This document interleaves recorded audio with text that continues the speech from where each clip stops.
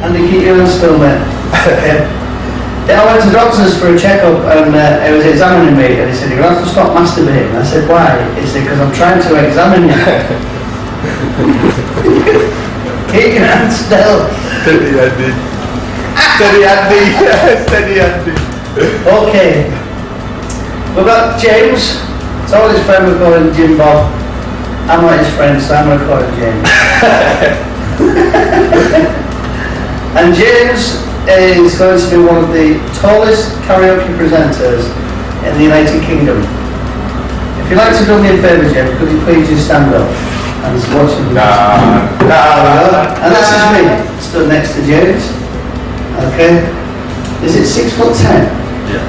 6'10". So one of the tallest KJs in the United Kingdom, which is not bad going. And also, James has got a very, very deep voice. Haven't we, James? Yes, I have. It is deeper than Welsh poo. Very deep.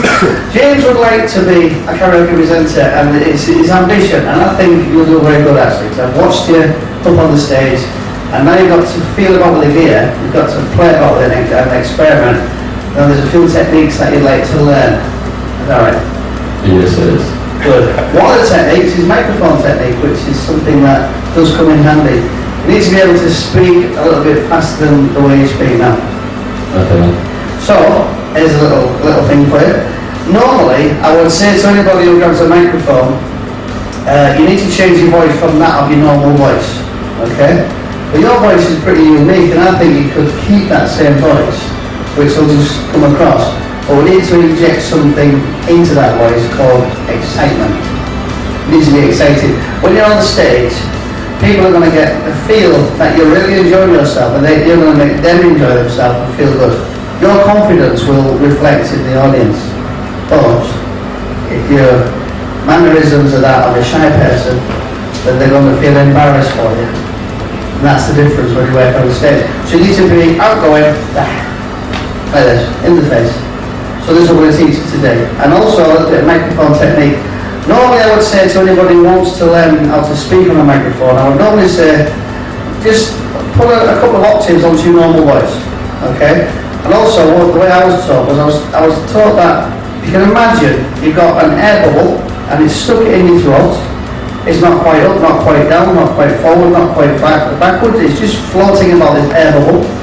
And you'll have to talk through this air bubble in order for it to reach your vocal cords. So, as an example, my normal voice is, hi, this is me, and this is me, John Green. And I got a microphone, I go, hello, this is me, John Green. I just want to say good evening and welcome. So I'm talking through this bubble, trying to reach the vocal cords at the other end. And it teaches you to project your voice. So this we're going to do now. So, just for the purpose of the exercise, I'd like you to imagine a bubble, and please, don't burp. It's not a real bubble. Okay? So I'd like you to imagine this bubble. It's floating about inside your throat, and I'd like you to just say, first of all, in your normal voice. In your normal voice. Somebody's on the phone. In your normal voice, okay? I'd like you to just say, hello, good evening, and welcome. Hello, good evening, and welcome. Brilliant.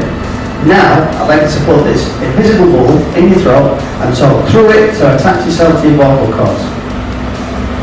Hello, good evening, and welcome. Wow, and it's making you smile as well. This is brilliant. So you're not seeing the difference, you're having to force yourself, and this is why a good presenter, a good personality on the stage does perspire quite a lot, because they're really forcing themselves out. They're talking from here, and they're really pushing beyond this little bubble to get them to project the voice. And then you start to talk in a more clear, concise way as well. So your thinking has to become faster, because you've got quite a lot to think about when you're on the stage.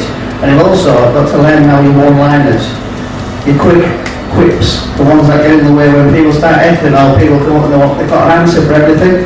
You need them answers as well. So it's worthwhile watching any comedian on television, okay? Any comedian. And if any comedian accuses me of nicking their jokes, they can kiss my black ass. So, right, just watch any comedian on television, okay? You didn't laugh at that, either. Oh, you did then. See that? We got a reaction. This is James' normal persona. He's a fantastic lad, brilliant, and we're going to make you a really good presenter just by doing what we're going to show you now. So if you can, stand yourself up, James, and put yourself behind the DJ stand, and we'll go for part 2, which is projecting that voice with persona and with a bubble in your throat and a bit of music as well. Okay, let's start. Cut. Addition to part 1, something James just showed me just now. He was just doing the hello, good evening, welcome on the microphone, and something he did, which is very natural, was shake like that. Not quite as bad as that was over exaggeration, but he did shake quite a lot. I'd like you to just do that once again, just say, hello, good evening and welcome. Hello, good evening and welcome. So the nerves. Now this is very important.